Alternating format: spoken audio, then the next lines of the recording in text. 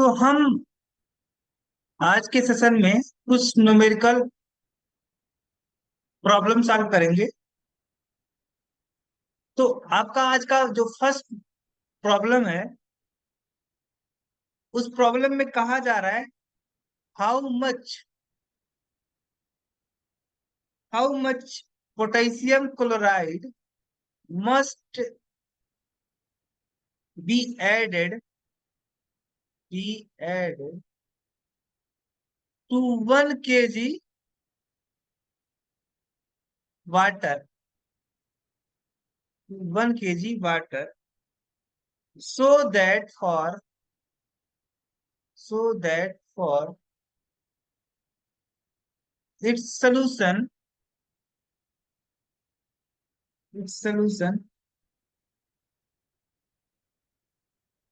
depression in freezing point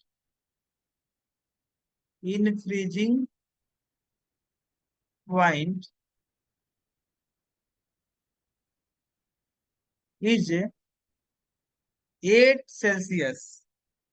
और यहाँ पे क्रायोस्कोपिक कांस्टेंट या डिप्रेशन कांस्टेंट आपका दिया है कितना?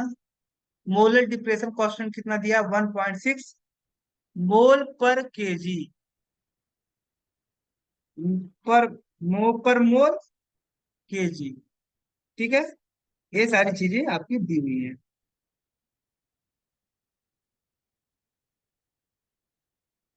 तो देखते हैं। देखो क्या बोला जा रहा है, how much potassium chloride must be added to 1 kg water. यानी वाटर क्या है, यहाँ पे आपका सॉल्वेंट है, और सॉल्वेंट का वेट कितना दिया है? 1 kg, और केजी का मतलब 1000 ग्राम। ठीक है, कितना हमको सॉल्यूट यानी पोटेशियम क्लोराइड ऐड करना चाहिए? तो वेट ऑफ सॉल्यूट आपको निकालना है, यही तो आपको वैल्यू कैलकुलेट करनी है। so that for its solution depression in freezing point is 8 Celsius, यानी delta T F. Depression in freezing point कितना दिया है? 8 सेल्सियस दिया है। ठीक है, 8 सेल्सियस बोलो, या आप जानते हो टेम्परेचर का डिफरेंस सेल्सियस या केल्विन, दोनों आप कोई भी रख सकते हो। जैसे मान लो 20 सेल्सियस और 30 सेल्सियस के बीच का डिफरेंस अगर आप बात करोगे 10 सेल्सियस होगा। 30 सेल्सियस और 20 सेल्सियस का डिफरेंस कितना होगा? 10 सेल्सियस होगा। या अगर आप इसको केल्विन में बदलोगे, इसे केल्विन में बदलोगे, अब फिर घटाओगे तो भी 10 केल्विन आएगा। ठीक है, तो कोई दिक्कत नहीं, यहाँ पे आप केल्विन भी यूज कर सकते हो। के एफ की वैल्यू आपको दी गई है। अब देखते हैं, यहाँ पे आप जानते हो कि मॉडिफाइड जो फार्मूला आपका था for depression in freezing point क्या था? Delta T F equal to I into small W into 1000। ठीक है, और आपका क्या था? Small M into capital W into K F भी था, के एफ भी था। तो आई की वैल्यू इस केस में क्या होगा? क्या है? Potassium chloride. अब चूंकि यहाँ पे देखो कोई भी डिग्री ऑफ डिसोसिएशन नहीं दिया, डिग्री ऑफ डिसोसिएशन नहीं दिया, इसका मतलब हुआ कि हम यहाँ पे क्या करेंगे? देखो पोटेशियम क्लोराइड कैसा किस टाइप का सबस्टांस है? तो पोटेशियम क्लोराइड एक इलेक्ट्रोलाइट सबस्टांस है। इलेक्ट्रोलाइट यानी डिसोसिएट होगा, क्योंकि वाटर में ऐड किया जा रहा था, तो 100% क्या होगा? ए डिसोसिएट होगा। तो 100% अगर इसका डिसोसिएशन होगा तो कैसा मिलेगा? Potassium plus chloride ion. ठीक है, यानी आई की वैल्यू यहाँ पे कितनी आने वाली है? 2 आने वाली है। ठीक है, आई की वैल्यू कितनी आने वाली है? 2 आने वाली है। तो यहाँ पे आप 2 रखोगे इंटू स्मॉल डब्ल्यू, तो मुझे कैलकुलेट ही करनी है, 1000 और divide by molecular mass of solute potassium chloride का कितना होगा? तो 74.5, और कैपिटल डब्ल्यू कितना है? 1000 ग्राम, और के एफ मोल पर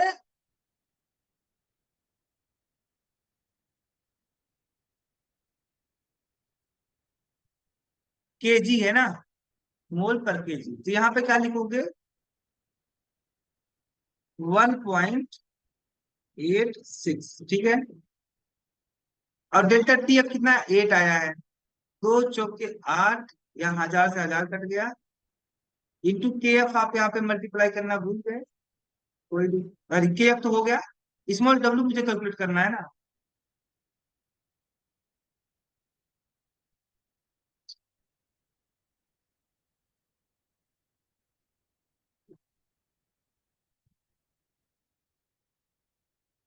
तो यहाँ पे स्मॉल डब्ल्यू इक्वल टू क्या आएगा, 4 मल्टीप्लाई बाई इतना और डिवाइड बाई 1.86। ठीक है, ये आपका आएगा। आंसर कितना आने वाला है, तो आंसर आपका आएगा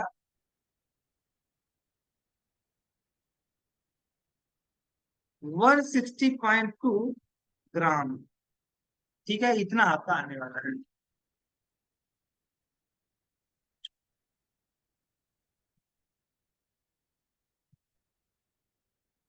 okay, this is your answer. Next question की बात करते हैं, क्वेश्चन नंबर 2। इस क्वेश्चन में कहा जा रहा है 0.1 ग्राम पोटेशियम फेरिसाइनाइड यानी K3, पोटेशियम फेरिसाइनाइड, ठीक है, potassium hexacyano ferrate third ion, ठीक है।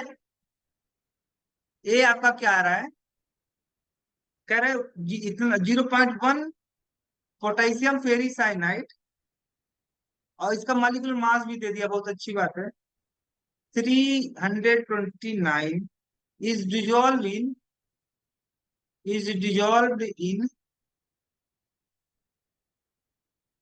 in 100 gram water. Calculate calculate freezing point of solution. Calculate freezing point of solution. Okay, F क्या दिया यहाँ पे, तो 1.86 केल्विन के जी मोल इनवर्स। ठीक है, ये दिया हुआ है। तो यहाँ पे सॉल्यूट की क्वांटिटी कितनी दिया है, यानी स्मॉल डब्ल्यू दिया है आपका 0.1 ग्राम। मॉलिक्यूलर मास तो दिया ही दिया है। इसको डिजोल्व किया जाता है 100 ग्राम वाटर में, यानी कैपिटल डब्ल्यू कितना दिया है, 100 ग्राम। क्या कैलकुलेट करना है, calculate freezing point of solution. Solution का फ्रीजिंग पॉइंट क्या होगा, और आपका केल्विन केजी पर मोल, यानी क्या दिया है आपका molality, sorry molar depression constant दिया है। अच्छा, अब बात कर रहे हो अगर आपको, देखो यहाँ पर डिग्री ऑफ डिसोसिएशन नहीं दिया है, क्योंकि ये जो आपका सॉल्यूट है ना, ये सॉल्यूट जब आप dissolve in 100 gram water, water में जब डिजोल्व किया जाएगा ये, तो क्या हो जाएगा, ये दिस इज कॉम्प्लेक्स कंपाउंड।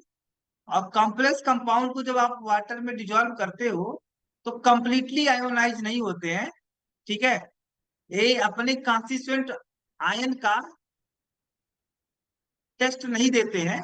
तो किस तरीके से डिसोसिएट होगा, तो इसका जो आउटर स्पेयर है ये डिसोसिएट हो जाएगा, तो क्या मिलेगा, 3 पोटेशियम आयन, और प्लस ये आपका इसी फॉर्म में रहेगा, ये Pcl6 का होल 6, और फिर 3 निगेटिव चार्ज। ठीक है, एक कॉम्प्लेक्स आयन स्पेयर के अंदर रहेगा, दिस इज कॉम्प्लेक्स आयन। ठीक है, अब कितने पार्टिकल आपको मिल रहे हैं आफ्टर डिसोसिएशन, तो 4 पार्टिकल आपको मिल रहे हैं। एक मॉलिक्यूल जब टूट रहा है आप दिस सॉल्यूट, तो कितना, यानी एक मॉलिक्यूल जब डिसोसिएट हो रहा है तो कितना मिल रहा है, 4 आयन मिल रहे हैं, 4 पार्टिकल मिल रहे हैं, यानी आई की वैल्यू यहाँ पे क्या होगी, 4 होगी। आई की वैल्यू कितनी होगी, 4 होगा।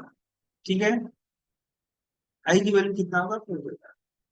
अब आप अगर बात करोगे तो डेल्टा टी एफ इजकल तो आपको पता है कि F into 1000 into small W upon small M into capital W into I, ये होता है आपका।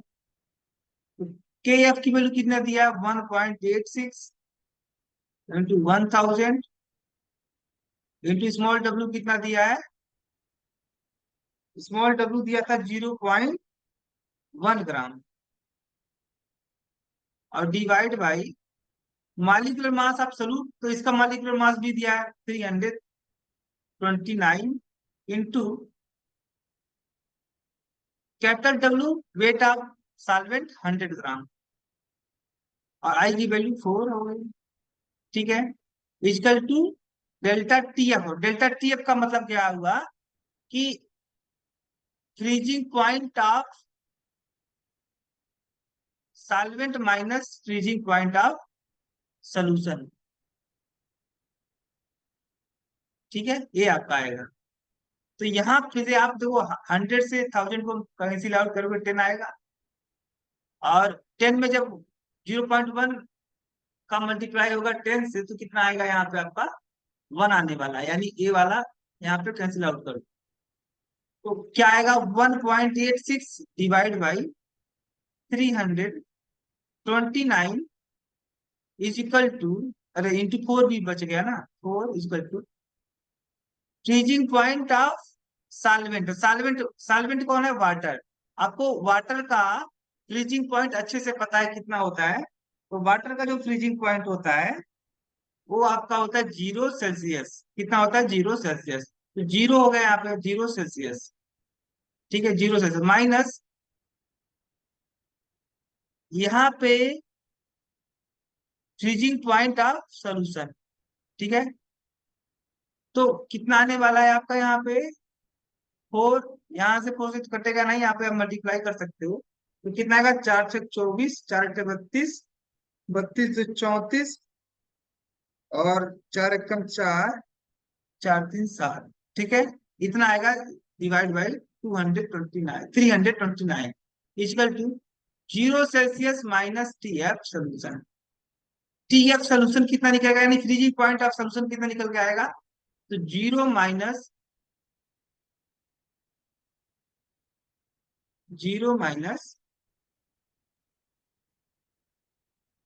आपका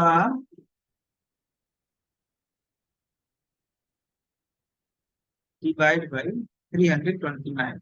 इसको आप यहां से कैलकुलेट करिए, तो टी एफ की वैल्यू यानी टी एफ ऑफ सोल्यूशन यानी फ्रीजिंग पॉइंट ऑफ सोल्यूशन कितना निकल के आएगा, तो -2.26 इंटू 10 पे पावर -2, कितना निकल के आएगा, -2। एक बार आप क्रॉस चेकिंग कर सकते हो।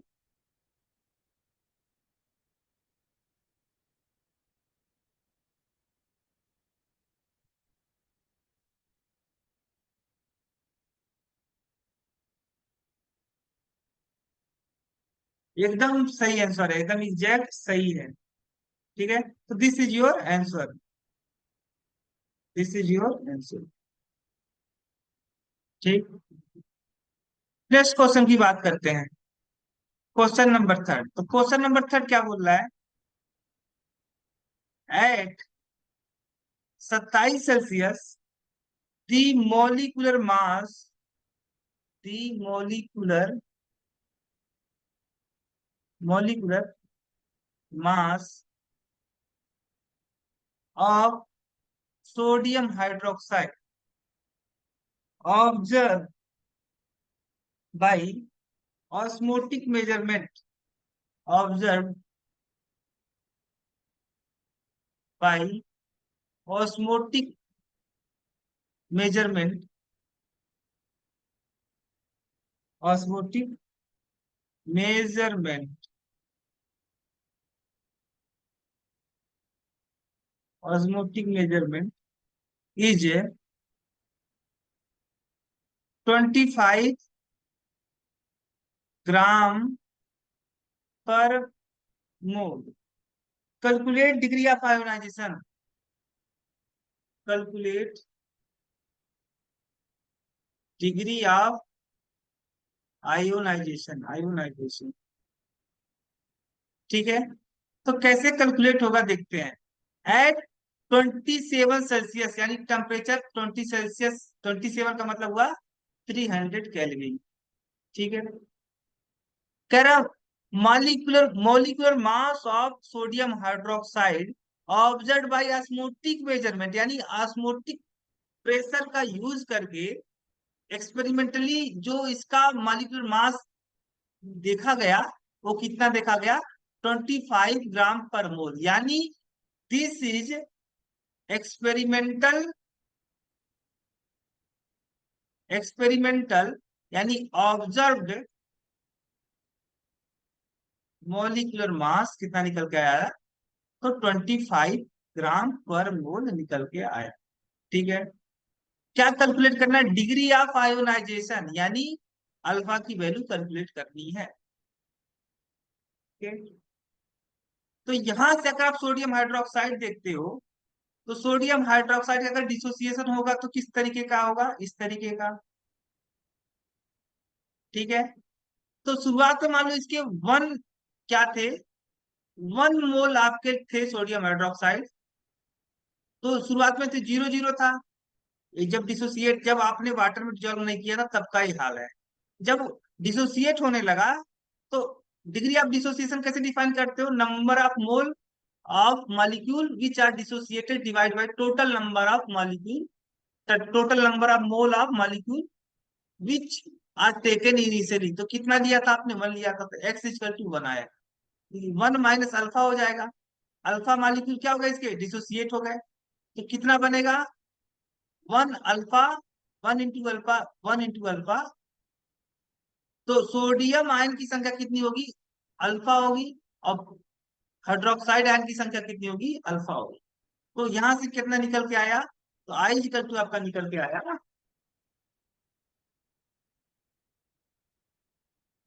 सॉरी। अब देखो, after dissociation total number of molecule कितने हैं, तो after dissociation total number of molecule है आपके 1 - alpha plus alpha plus alpha. तो कितना आया यहाँ से, 1 + अल्फा आया। अब आई की वैल्यू अगर आप देखते हो, आई की वैल्यू, तो आपको पता है आई की वैल्यू क्या होती है, abnormal colligative property divide by normal colligative property, normal colligative property. तो आपको पता है एब नॉर्मल कोलिगेटिव प्रॉपर्टी किसके रेसिप्रोकल होता है, तो observed molecular mass, observed molecular,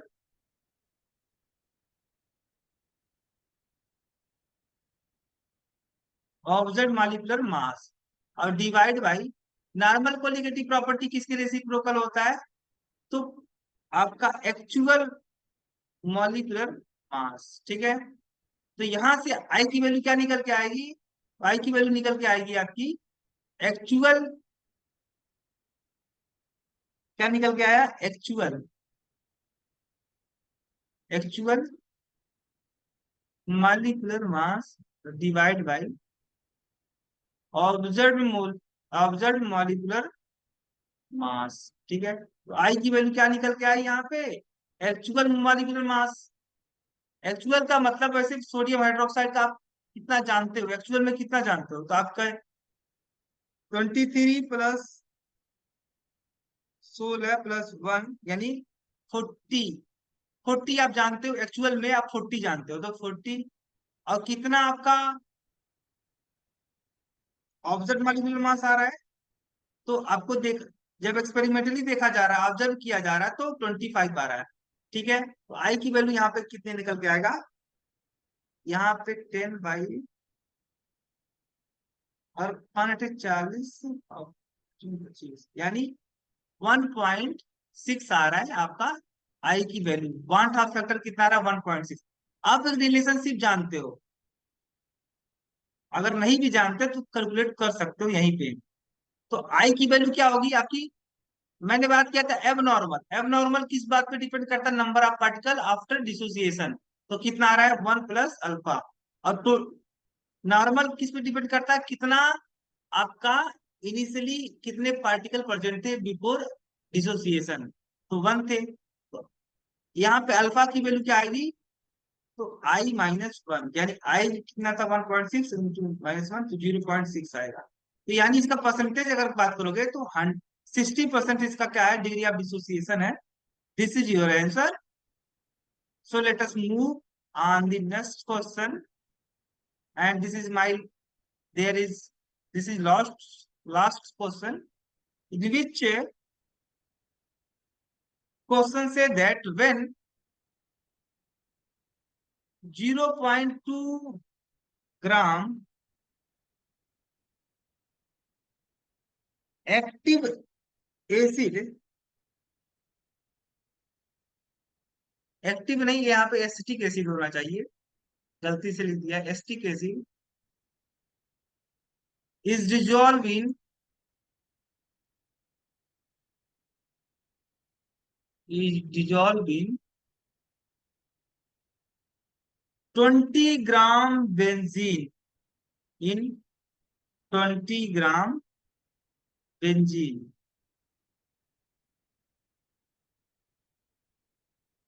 Freezing point is depressed by, freezing point is depressed by, is depressed by 0.45 Celsius. Calculate degree of association. Calculate degree of association. ठीक है, of acetic acid, of acetic acid in benzene, in benzene. Assuming acetic acid remain as dimer, assuming acetic acid remain as dimer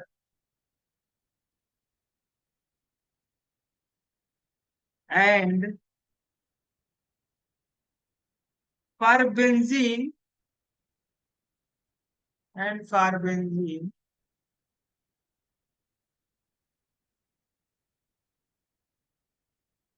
molality depression constant is 5.12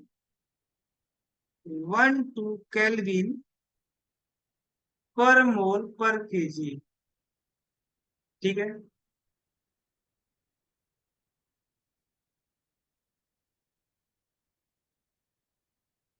तो question को पहले एक बार पढ़ो अच्छे से, क्या क्या आपका गिवन है, तो गिवन ये देखो क्या कहा है, इतना ग्राम एसिटिक एसिड डिजॉल्व, इसका मतलब हुआ कि एसिटिक एसिड क्या हुआ आपका सॉल्यूट का काम कर रहा है, तो स्मॉल डब्ल्यू की वैल्यू यहाँ पे दी है, इन 20 ग्राम बेंजीन, यानी दिस इज क्या, बेंजीन में डिजॉल्व किया जा रहा है, सॉल्वेंट कौन है, बेंजीन, इसी हिसाब से मास वेट ऑफ सॉल्वेंट क्या होगा, तो 20 ग्राम होगा, ठीक है, कैपिटल डब्ल्यू।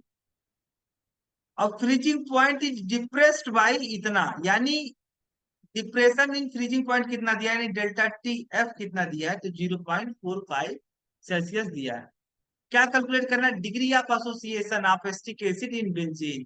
ठीक है, आप एज्यूम करिए कि एसिटिक एसिड क्या रहता है, डाइमर के फॉर्म में रहता है। अगर सपोज दैट एसिटिक एसिड आपका डाइमर बना रहा है, सोल्यूशन बेंजीन में डाइमर बना रहा है, तो कैसे डाइमर बनाएगा, इसके टू मॉलिक्यूल आपस में एसोसिएट होकर के का होल ट्वाइस, इसका स्ट्रक्चर अभी बाद में बात करेंगे, वैसे इसका स्ट्रक्चर इस तरीके से होगा,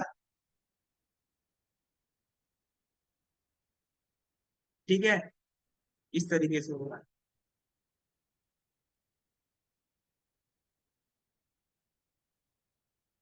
चलो इसका स्ट्रक्चर भी बता देता हूँ डाइमर का, इस तरीके से ये दोनों हाइड्रोजन बॉन्ड द्वारा क्या होंगे, दोनों एसिटिक एसिड मॉलिक्यूल आपस में जुड़े होंगे, दिस इज डाइमर, ठीक है, तो ऐसा ही बनेगा।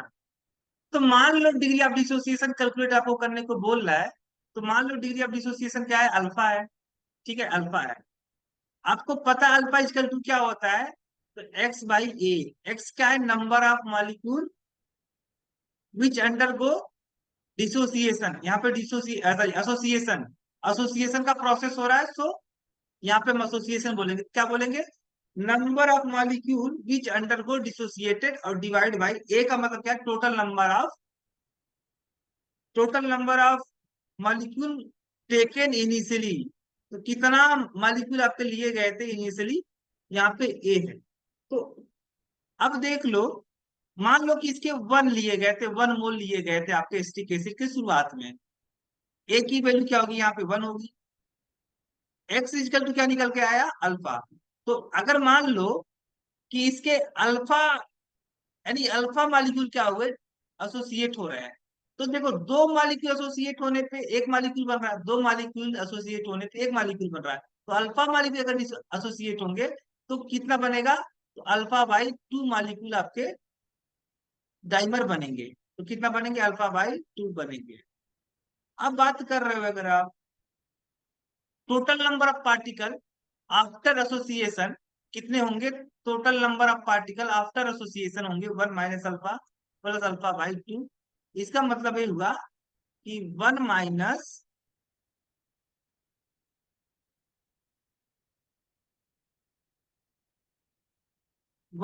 - अल्फा बाई 2 आपका आएगा, ठीक है। Number of particle after association. अब आई की वैल्यू अगर आप देखते हो तो आई की वैल्यू क्या होती है, आई की वैल्यू आपकी होती है,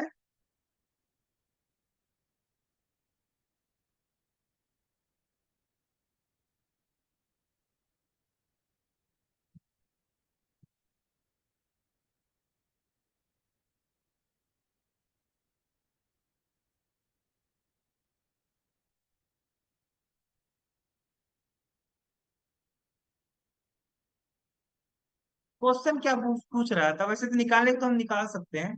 पूछ क्या रहा था, डिग्री ऑफ एसोसिएशन मुझे कैलकुलेट करना था ना, अल्फा की वैल्यू कैलकुलेट करना था, बेंजीन। कोई बात नहीं, निकल जाएगा। तो आई की वैल्यू यहाँ से क्या निकल के आएगी, आई की वैल्यू आपकी निकल के आएगी, तो इनिशियली 1 मोल नहीं लिया गया था, 1 मोल नहीं लिया गया था ना। एस्टिक एसिड का कितना लिया गया था, 0.2 ग्राम लिया गया था, 0.2 ग्राम लिया गया था। 0.2 ग्राम की बात अगर आप करोगे तो एस्टिक एसिड का, एस्टिक एसिड का मॉलिक्यूलर मास कितना होता है, तो इसका होगा आपका 12 दूनी 24, 24 और 32, 24 + 32, 56, 60 आएगा, 60। और 60 से डिवाइड करोगे, 0.2 को 60 से डिवाइड करोगे तो कितना आएगा, 2/600 आएगा।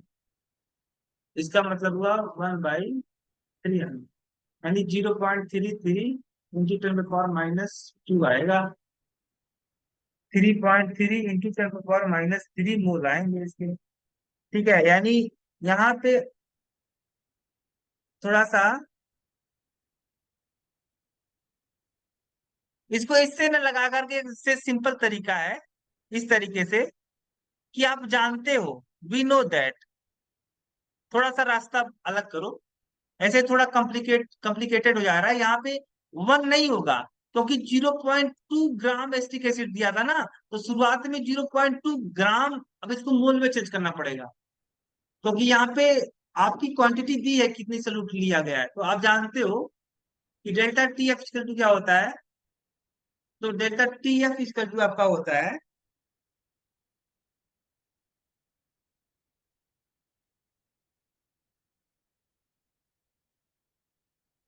Delta T F equal to क्या होता है,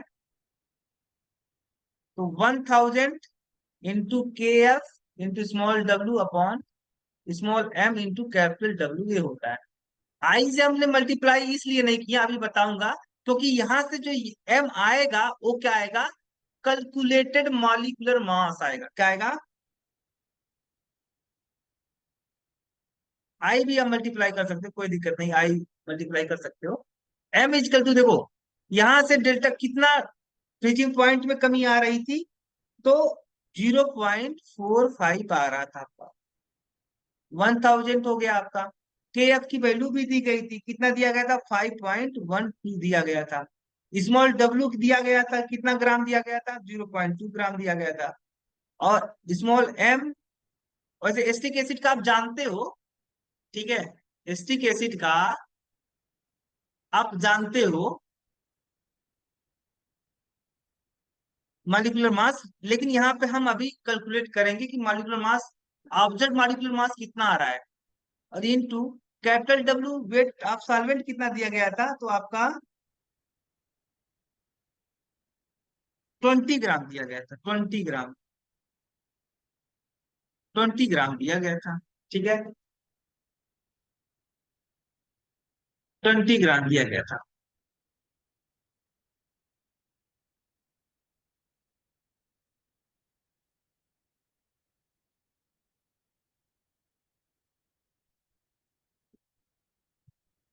ठीक है, यहाँ से m की वैल्यू कितनी आएगी, m की वैल्यू आपकी आएगी 11 113.878 आएगा आपका। यानी ये जो मास निकल के आया मॉलिक्यूलर मास, ये कैसा मॉलिक्यूलर मास है, ऑब्जर्व्ड मॉलिक्यूलर मास है। कैसा है, ऑब्जर्व्ड मॉलिक्यूलर मास। ठीक है, आपको पता है आई की वैल्यू क्या होती है, तो actual actual molecular mass divide by observed molecular mass. I की वैल्यू कितना निकल के एक्चुअल में कितना आप जानते थे एस्टिक एसिड का, तो एक्चुअल में आप तो 60 जानते थे। एस्टिक एसिड का मॉलिक्यूलर मास आप कितना जानते थे, 60 जानते थे, लेकिन ऑब्जर्व कितना किया गया, इतना ऑब्जर्व किया गया। आई की वैल्यू यहां से जो निकल के आएगी,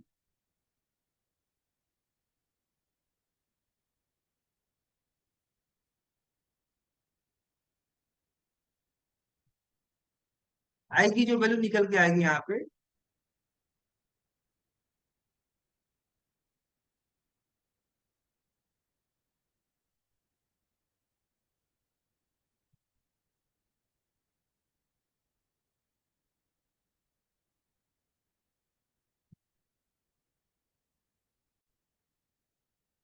आई की वैल्यू कितने यहाँ पे आई आपकी, आई की वैल्यू आपकी आई 0.52 आया। ठीक है, 0.52 आया है यहाँ पे आपका वन हाफ फैक्टर की वैल्यू। अगर आप देखो, आप जानते हो कि यहाँ पे जो आई था, तो आई क्या था, one half factor is equal to abnormal colligative property, जो डिपेंड करता है number of particle after association. तो कितना निकल के आया था, alpha by 2 number of particle निकल के आ रहे थे आफ्टर एसोसिएशन। उसके बाद इनिशियली अब नॉर्मल कोलिगेटिव प्रॉपर्टी, आई की वैल्यू क्या थी, एब नॉर्मल कोलिगेटिव प्रॉपर्टी, जो डिपेंड करता है number of particle after association, divide by normal colligative property, जो डिपेंड करता है number of particle before dissociation. तो बिफोर डिसोसिएशन आपने कितने पार्टिकल लिए थे, वन पार्टिकल लिया था। ठीक है, यानी वन मॉलिक्यूल आपने कंसीडर किया। तो आई की वैल्यू यहाँ पे इजकल टू, अब देखो, यानी आई इजकल टू कितना आया, 1 - अल्फा बाई 2। तो अल्फा की वैल्यू कितनी आएगी, तो 1 - आई इंटू 2 आएगा। तो यहाँ पे यही चीज मैंने किया है। ठीक है, सारी वैल्यू पुट अप किया, और यहाँ से अल्फा की जो वैल्यू निकल के आई 0.96 आया। ठीक है, this is your answer. So this is enough for today, we will meet tomorrow at the same time. Thank you.